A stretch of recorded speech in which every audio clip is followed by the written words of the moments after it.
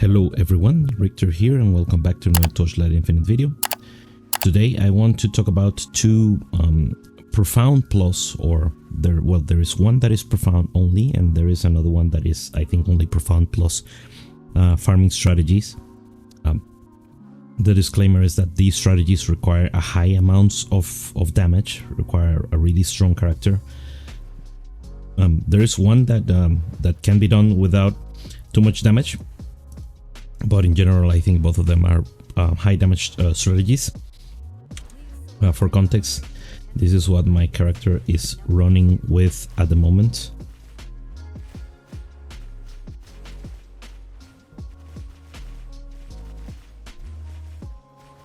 So yeah, about 2.53 trillion DPS. It could be a little bit more than that, but in general, the first strategy I want to talk about is beacon farming. So the good thing about beacon farming is that for the moment there are no beacon pets. So that means you're not really relying on which pets you have for the core of the strategy, and you can adapt the additional part of the strategy to whatever pet you have. And if you don't have any, there are some other things that you can add to the strategy. So first of all, the core of the strategy for me is the God of War points. You will, at the very least, you will spend all of these here, you will spend all of these here, and then you will spend at least 4 here. And depends on how fast your character is or how slow it is, you might remove or add points from this, but these are the core ones. And then in the Profound Constellation, I think this card is the most important you can run.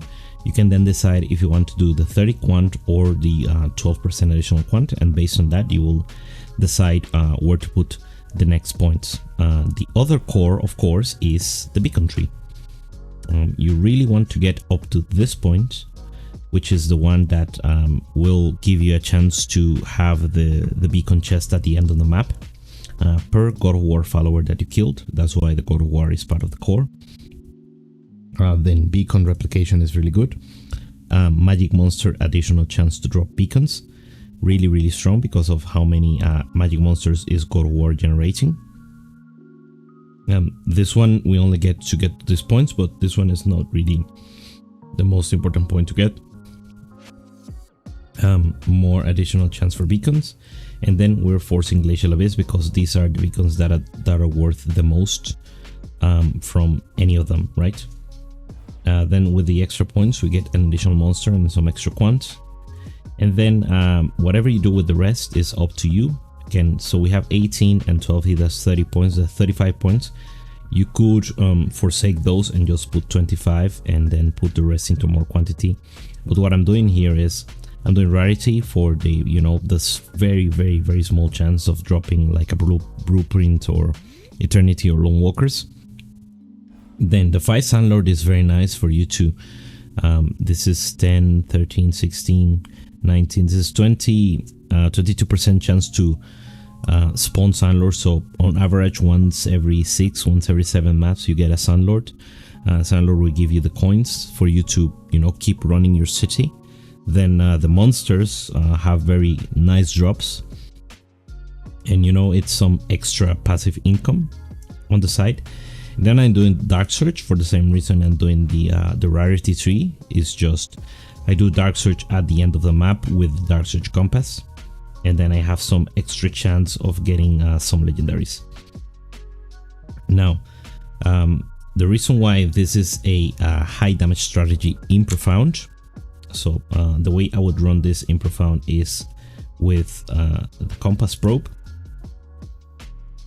We do Compass Probe, we do the additional magic monster, the Unrivaled Veteran Compass, which gives magic monsters chance to 1% chance to drop 1 additional beacon. These stacks with all the other additional chances of beacons. Now, if you're not doing Darksurge, you will also add the regular Veteran Compass. You will add the we're gonna be using the God Valiant War Compass. So this one it increases the chance, it gives you more God of War trial duration, it increases the chance of the God of War followers spawning, but it also gives magic monsters 400% additional max life on top of what they already have. So that's why you need a decent chunk of damage. And the other compass, let me buy it real quick before running the map. Now, because I didn't really want to screw my current run with the other strategy that I'm going to show in this video, I'm going to show you this one here. And the way we would run this strategy is because we're going for the Confusion Invasion chance to get the rare Confusion cards. These are the key cards that we're looking for. So the number one would be, okay, actually let me reset the round so you can see them here easily. Okay, we didn't get it. This is not too terrible, but that is not what we're looking for, of course. What we're looking for is this one. This is the best one. When you get this one, you will probably end up with between 12 and 20 deep space beacons. The current price of these space beacons is around 20, 21, 22 FE each. And if I do some real quick math on what the cost of this strategy is between resonance, the beacons are going to be self-sustaining, but you know, you can still contemplate them in the cost of running the map. It's around let's say 36 FE. Actually, progressing beacon is like 7.5 FE at the moment. Let me check the price of the other compasses. These are of course subject to change depending on the price of the deep space beacons themselves. So these are 7.3 FE each, a bit cheaper than the last time I was running them. The Valiant War shouldn't be too expensive either. This is 6 FE. You of course has to factor in the resonance. You want to run 100% resonance, and you want to use the profound beacon. So the reason this is a and the profound beacon is a little bit more expensive. So yeah, as the price of deep space beacon rise, the price of the materials to run the strategy rise a little bit too, in tandem, right? Now the beacons are gonna be I run Glacial Abyss for the most part. These are 2.9, so this is around 36.6 FE per map strategy. Let's say 37 to round it up, right? So what you're looking for is, of course, to drop these space beacons. Getting the other beacons is nice, but it's not what you're looking for. So you want either the orange war card or the or this one, or the rainbow war card. I think the orange is better because it's 4 maps. You have more chance of getting lucky and high rolling the number of deep space beacons you get. This is only 1 card where you have 8%. This is 4 cards where you have 2%. So it's on average 8% on both, but you know, the chance of you getting more out of these maps is, I think, better than the rainbow card, but you know, both are good. Then the other one will be, of course, the purple card, and you know, any of the war cards that you get is what I would run in the round. Now I'm doing Darksurge here. For Darksurge, if I get any of the orange Darksurge, I will run those. And of course you want Distressed. Distress is also very good. You have a decent chance of getting your beacons upgraded when you get this card because of the amount of raw beacons that you get. But it's in general a little bit less important than War. And from then, most of the other cards you will just run whatever rarest card you get. If you have no refreshes, I would prioritize any of the magic monster cards above any of the quant cards, and you know, the rest is just trash, so you run whatever you get. So in this case I have 2 refreshes. This is not too bad, but I would rather get something else, and this is even more terrible. And yeah, we didn't get lucky. So this is a situation where I might just go to another area, see if I have any free refreshes. None of them, so we'll have to run with this. Okay, let's just show you an example of what you can expect to get in a map where you didn't really get the card. I'll put the composites in. Again, I'm doing Darksurge, so instead of this, I'm gonna put the Darksurge compass in. Now, if you wanna run this on like a lower budget, what you will do is you will not use the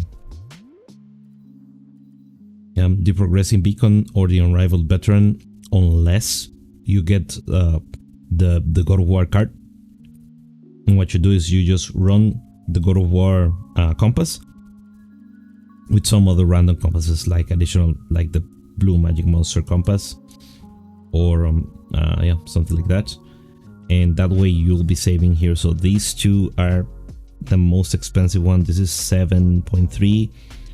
No, this is 6 and this is 7. So you'll be saving yourself a lot of money by not running these. And I think the orange war is still worth running. I'm gonna roll main because I don't have trauma immunity at the moment. So what these maps look like is you start the God of War.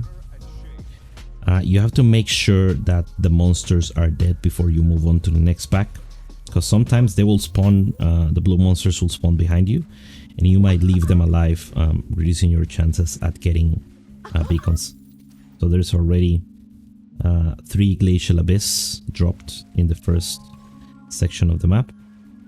Then of course you'll run your Ligmic. This is up to you if you consider this to be a waste of time or not. So there's already 4 Glacial Abyss. I will count Glacial Abyss apart because the others are pretty much the same price on average. Like Blistering is a little bit higher than the others. And we get Frozen Path. Interesting.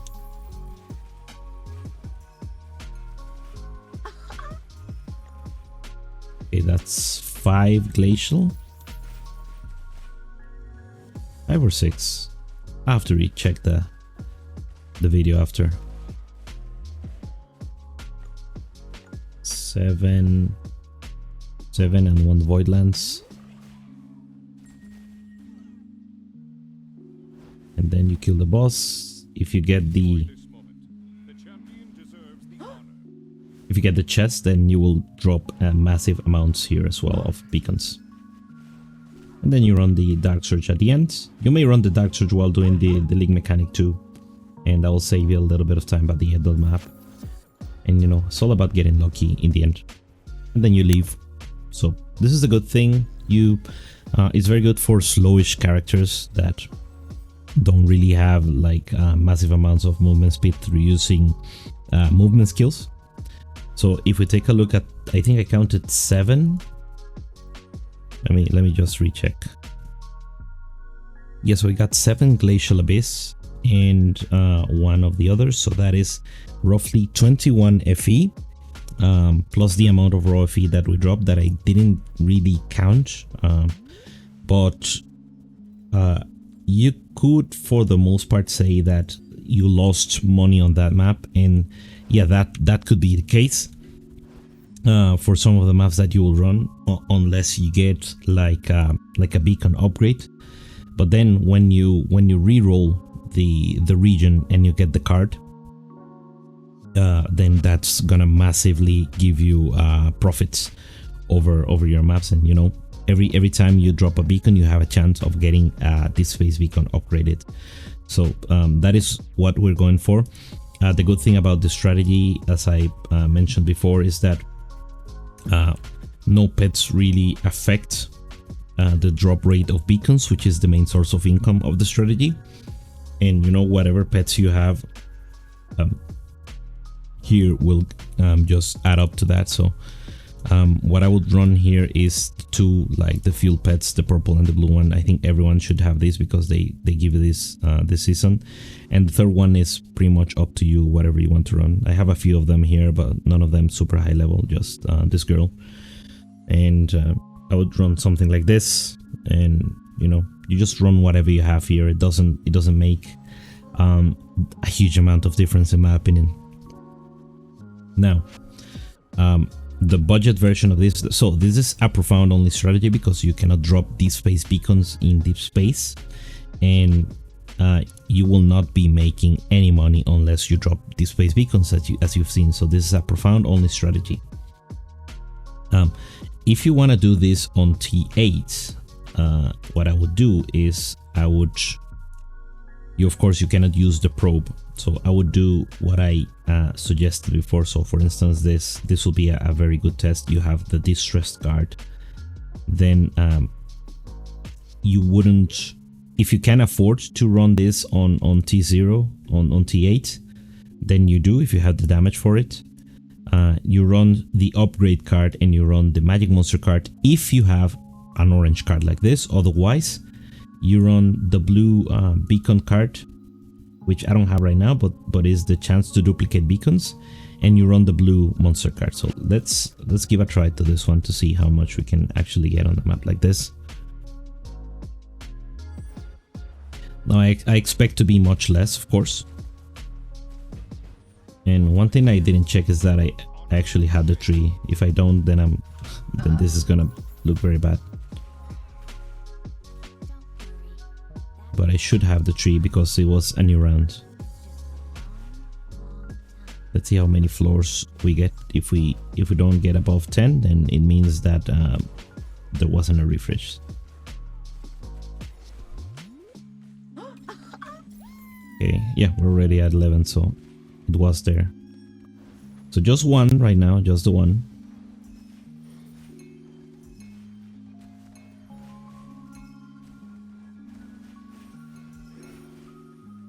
It's also TX0, right? Yeah, this is TX0, so even less quantity. I would do at least T81 on this if you 801, 81, right? 8, not 801. Huh.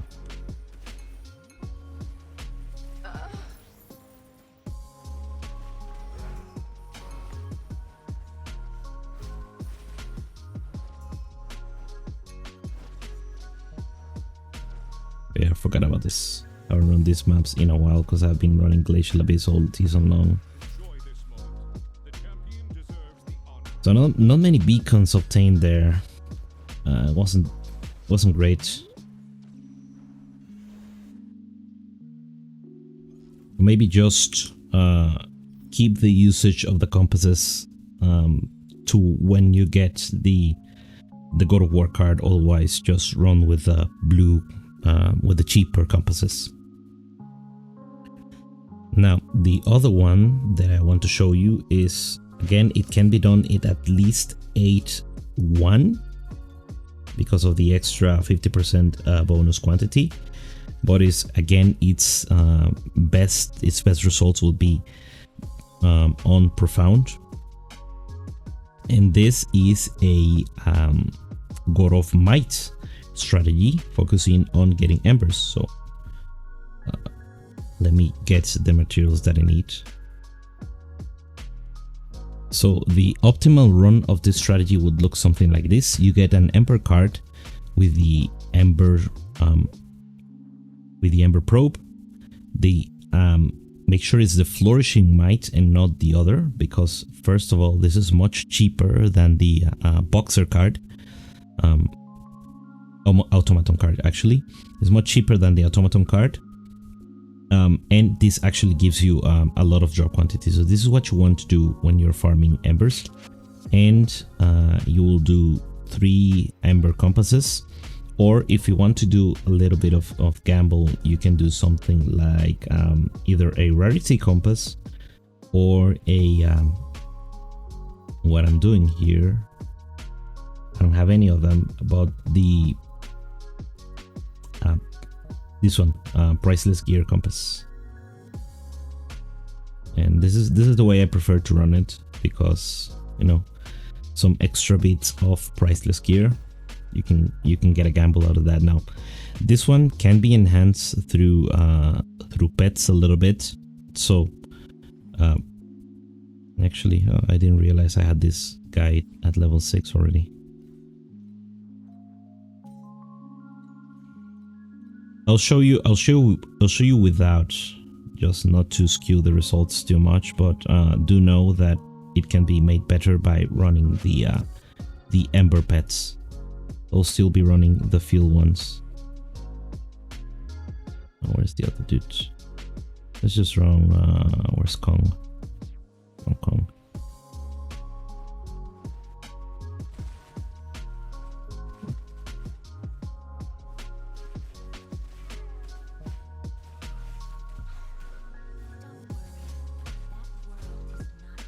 So with this one, you lose the beats of speed from the God of War, but it isn't too bad. You have two mechanics which require you to stand in the area and kill monsters around them. Sometimes both of these mechanics can spawn exactly in the same spot. That is the most ideal scenario because you get on with the match much faster.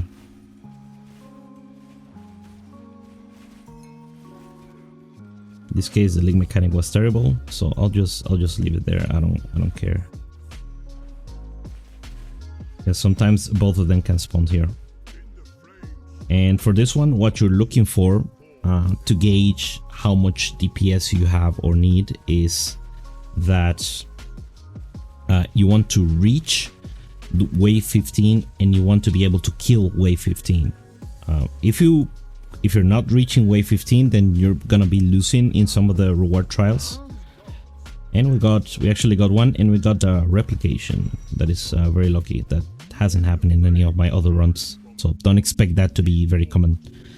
The Ember drop, yeah, that should happen. You will see like a streak of maps where you don't drop any, and then suddenly you drop like a 10-20 stack. I've seen 50 stacks of Embers, not very commonly, but it can happen because you're converting. There you go. There wasn't any on this one, but there was 2 on the other, so that kind of makes up for it. Now, this strategy, it's again, is not profit every single map. It's profit whenever you proc the conversion from regular Embers to ultimate Embers. Which can happen fairly often, honestly. And let me tell you the cost of this one. So by the time of this recording, the compasses are on average like 4 each. That includes the reserve compass being it's actually like 5. It grows a little bit on price, so 5 for the reserve compass. Then like 3.9 for the profound compass. Then the flourishing might is like 4, and the bounty compass is like 1.7, and the other compass is like 0.6. If you factor in the price of resonance as well, which is around 3.8 FE per map, and like the cost of the beacon, which is like 2.9, then we're looking at around 21 FE spent per map. The cost of an ultimate Ember at the moment, it's like 24. So you need to on average drop 1 ultimate Ember per map to make profit from the main money earner of the strategy. This, of course, this tree has a lot of item quantity, so you will be making your money back on ultimate Embers alone, but you will also be you'll be making profit from like the raw FE drops of the map itself. So I can actually do this, yeah. Just get some of them to run this way. Maybe I'll be losing out on some of the earnings from the lead mechanic, but you know, I don't mind.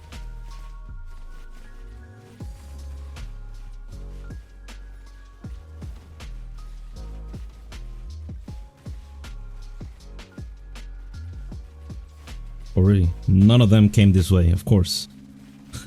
I lost every bit of it. Okay. We got a couple of beacons. We got some matchless embers. We didn't get anything out of the league mechanic because I goofed it. I haven't seen. Oh, these are the ones that were supposed to be dropping embers, but they didn't drop any.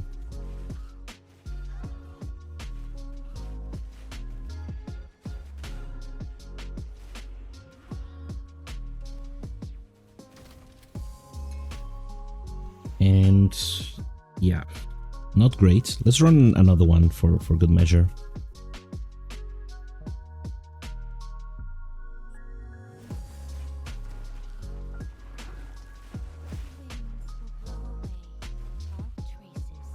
Hopefully we get a little bit more this time.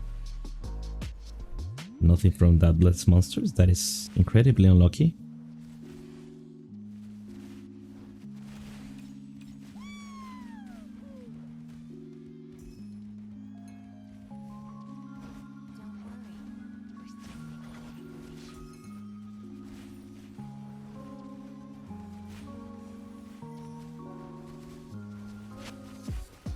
This looks like one of those league mechanic proc that doesn't really drop anything.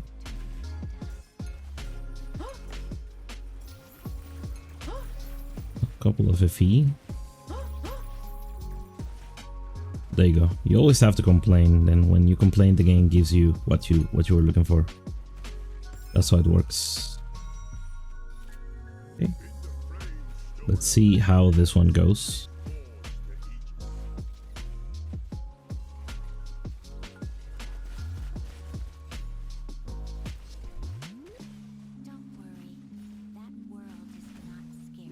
You want to be kind of safe. There are a couple of mob types in this strategy that can one-shot you, especially like the scyther looking ones. They hit very hard with the like blink charge that they have, like charge dash ability. Okay, this one was a very poor one, but that is what you can expect, right? There's a decent amount of variance. There's a 1% chance for your embers to be upgraded. Now that chance can proc on a stack itself, and that's how you get like the juicy explosion of like 10-20 ultimate ember stacks. But more often than not, what you will get out of the map is, for the most part, a lot of matchless and these. Now the good thing about these is that if you're at this stage of progression, you most likely are done with with your like T0s, which means you don't have much use for many of these at the moment, and you only need the ultimate embers, so you sell them and you keep the ultimate embers. This is at right now 250 FE here, and more to be had from like raw FE drops. So very importantly, let me show you the void chart code for this one. So it was, yes, this one. So this is, if you've seen, this is pretty much the Mia tree with a little bit of variation. So if you come here to quick loot, this is the compass one. Where is the